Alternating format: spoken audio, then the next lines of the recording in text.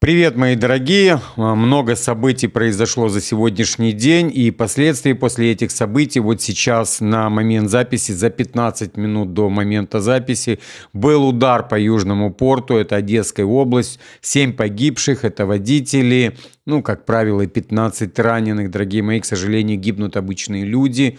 Удар был кассетный, есть видео у меня в телеграм-канале, так что ссылки есть в описании, сюда я их не могу также выкладывать. Дальше большие пробки на границе с Польшей. Это по той же причине, что разнесли этот Маякский мост. Уже говорят, уже прогнозируют большие цены, поднятие цен на бензин, потому что сейчас просто большой ажиотаж на всех заправках, потому что доставляли его как раз вот через вот этот вот мост, большие фуры. Но при этом Кипер говорит о том, что можно обычными средствами перебраться, но не фурой. Его добьют, этот мост. У меня есть куча видео, как его пытались добить. Вот, его добьют. По-любому туда прилетела кассета. Потом около 20 еще шахедов туда прилетело. Короче, его положат, этот мост, и отрежут полностью Бессарабию. Также Укрпочта и Новая почта заявляют, что посылки туда, на ту сторону Бессарабии, не будут поступать. Украина договаривается с Молдавией о том, что Молдавия будет предоставлять логистику на тот кусок Бессарабии огромный через там другие всякие, там через Староказачье, да, через, там много пунктов, там огромное количество, можно так сказать, там 200 с чем-то километров границ, без рек, без ничего. Там рвов нарыли они. Но есть все равно там на Старых Троянах и в других местах есть, куда можно заехать. Я имею в виду привезти туда фуру. Там, да, уже назревает, как говорится, гуманитарная катастрофа. И хочу сказать, что мы сейчас уйдем на фронт. Я просто вам делаю оглашение того, что у нас будет сегодня. Переговоры уже прекращаются, как мы все понимаем, прекрасно из-за добытых денег. И вот Рубио же где-то пропал, вот сейчас он появился, да, как говорят, что Рубио очень сильно симпатизирует Европе, и, понятно, кому. По данным, даже он так сказал, что по самым сложным вопросам украинского урегулирования договориться пока не удалось. Как бы неудивительно. Деньги получились, все, больше уже договориться не о чем. Мирная сделка невозможна без согласия Украины и также без согласия России. Россия ждет результатов, то, о чем там они все говорят, да, о чем они там говорили с Украиной, но никто эти результаты пока России не дает. И еще раз Путин подтверждает мои слова, что Европа ждет выборы в Конгресс. То есть у нас сейчас должны быть промежуточные выборы. И ждет туда свою демпартию, своих глобалистов, соросят и так далее. Окей, дорогие мои, поехали на фронт. Сейчас у нас южно-слобожанское направление. Идут бои в Вильче. ВСУ удерживает юг села. Российские войска заняли западную часть Волчанских хуторов. Западнее Лимана россияне продвинулись на 300 метров в лесном массиве и заняли один из опорных пунктов сил обороны. Также продвижение российских подразделений фиксируется в лесах возле Старицы. Поехали дальше. Покровское направление. Российские войска взяли Панковку, окрестности, которые более месяца были ареной ожесточенных боестолкновений. Также россияне провели механизированную атаку в сторону Кучерова Яра. Группа легкой техники смогла более чем на 2 километра углубиться в сторону ВСУ, однако попала под налет дронов. Российские военные рассредоточились по окрестностям и по окрестным лесополосам. На противоположном фланге российские подразделения развили атаки из Молодецкого и прорвались в Новоподгорное. Им удалось закрепиться на юге восточных окраин населенного пункта, и теперь они постепенно накапливаются в застройке, вероятно, с целью продолжить наступление к его центру. Переходим на Днепропетровское направление. Россияне продвинулись в северной, восточной и южных частях Гуляйполя. На данный момент основные ресурсы ВСУ сконцентрированы на том, чтобы не позволить российским войскам форсировать Гайчур и расширить плацдарм плацдарм на его левом берегу. Украинские силы сконцентрировали свои штурмовые части для нанесения контрударов по возможным точкам переправы. Переходим на Лиманское направление. Там продолжаются бои в окрестностях одноименного города и у реки Северский Донец. Российские войска пытаются взять Лиман в клещи, атакуя позиции ВСУ в Добрышево и прорываясь на юго-запад через парк Святые Горы. Продолжаются бои на рубеже Яровая-Дробышева. Юго-восточнее Лимана россияне продвигаются в лесу у Дибровы или Дибровы, а также закрепились на южных окраинах села. Одновременно с этим идут бои за укрепрайоны в окрестностях Озерного. Также российские силы заняли территории заболоченной местности юго-западнее Ямполя. Бои на позициях южнее населенного пункта еще продолжаются. Сейчас я вам покажу видео на Лиманском направлении, дорогие мои. Вот так вот выглядит все в оптоволокне, как видите. Вот это, опять же, скидывает 63-я украинская ОМБР. Вот, и мы все прекрасно понимаем, но Путин сегодня заявлял о Лимане, что скоро он уже будет взят. Так что, как видим, да, по кадрам, что очень-очень плотно работают дроны на оптоволокне, дорогие мои. Идем дальше, дорогие мои. У нас продолжаются бои на рубеже Ярового и Дробышева. Поехали дальше. Сейчас, дорогие мои, у меня куда-то все перелетело, куда не надо, пока я вам показывал видео. Так, Илон Маск сделал сегодня заявление по поводу Джорджа Сороса, что это системный хакер, он гений в области арбитража, он понял, что можно использовать небольшую сумму денег для создания некоммерческой организации, а затем лоббировать политиков, таких как Зеленский, таких как Стефанишина, жена Зеленского. Это все Соросиный помет, который как раз через вот эти НКО спонсировала Америка. И понятно, что Кучма их там поразводил. Потом, конечно же, пришел Ющ. И дальше они уже там... вы все и так прекрасно знаете. Да? Затем лоббировать политиков, чтобы они выделяли на нее крупные суммы. Вот таких как Мерц, таких как Урсулу фон дер Ляйен. Затем он берет пожертвования в размере $10 миллионов и превращает его в некоммерческую организацию с оборотом в $1 миллиард. Суть мошенничества в сфере НКО заключается в том, что они придумывают благовидную цель, например, спасение сирот из Сэдвилля, а затем прикарманивают деньги, и ни одному из сирот ничего не достается, дорогие мои. Это просто до более логичная схема. Вот у нас Зеленский, который развел войну вместе с Демпартией, вместе с Соросом, со всеми остальными. И вот они через него вымывают деньги налогоплательщиков. Им вообще без разницы, что там и как.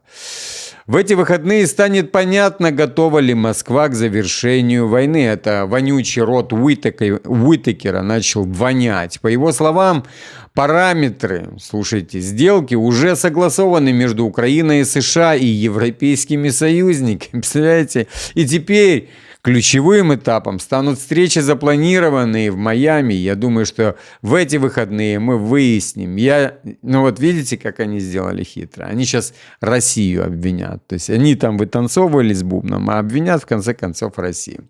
Я считаю, что эта сделка была согласована между украинцами, Соединенными Штатами и европейскими союзниками. И теперь мы увидим, что получится по итогам этих встреч в Майами, заявил вонючий рот Уитакер. Он подчеркнул, что несмотря на попытки достичь договоренности, Украина должна быть готова к продолжению боевых действий в 2026 году. А у меня вопрос к украинцам. Вы готовы? Серьезно. Какой-то чмо с вонючим ртом сидит в Соединенных Штатах, да, он сейчас там в Европе сидит, это ж там по НАТО у нас, и рассказывает, кому к чему быть готовым.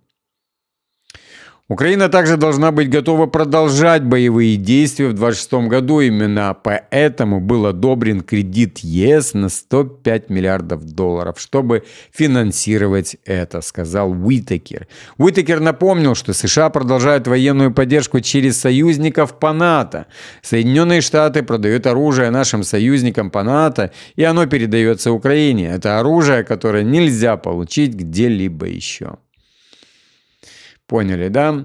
При этом он отметил, что отсутствие мирного соглашения к зиме будет означать продолжение войны. По мере того, как мы будем входить в эту зиму без мирного соглашения, уже, видите, он ставит перед фактом, без мирного соглашения, станет совершенно очевидно, что боевые действия продолжатся. В заключение Уитакер подчеркнул, что администрация Дональда Трампа не отказывается от попыток достичь мирного урегулирования. Мы не собираемся отказываться от мира, мы просто не можем отказаться от мира.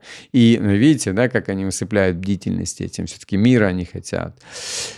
И если есть хоть какой-то шанс договориться о сделке, мы обязательно сделаем все, чтобы ее заключить. Мы все это видим. Теперь переходим еще к линии фронта Гуляйполе.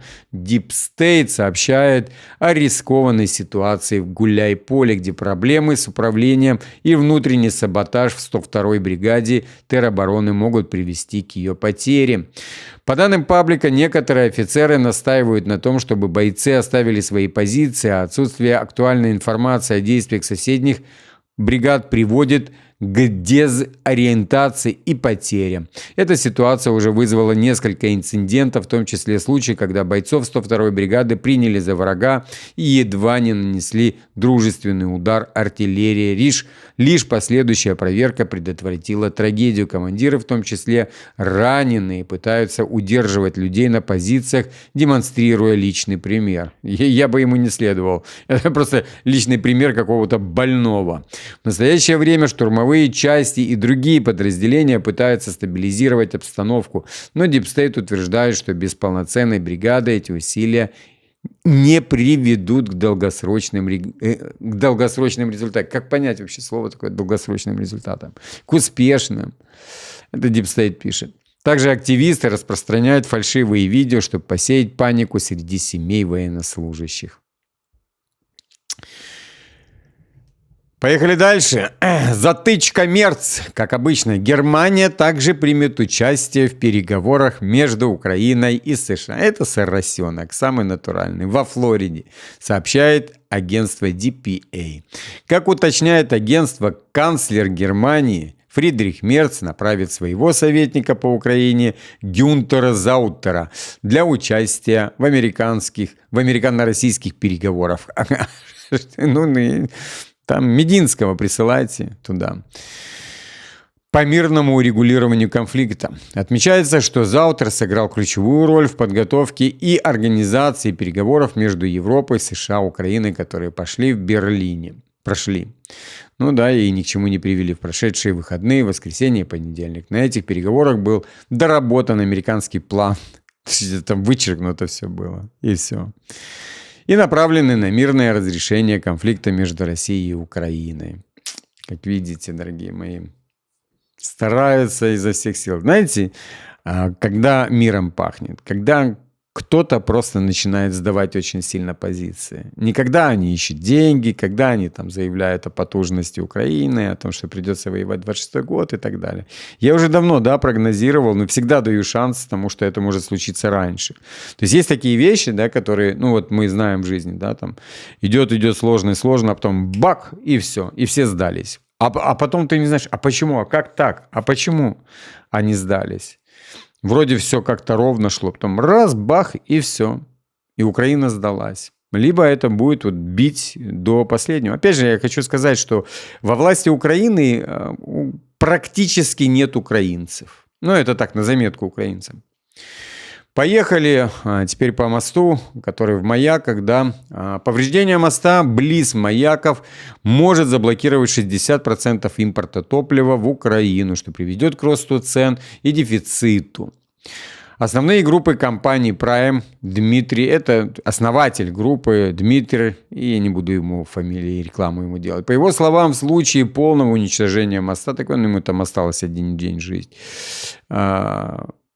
в Маяках попасть в Измаил из материковой части и Одесской области, и обратно можно будет только через Румынию.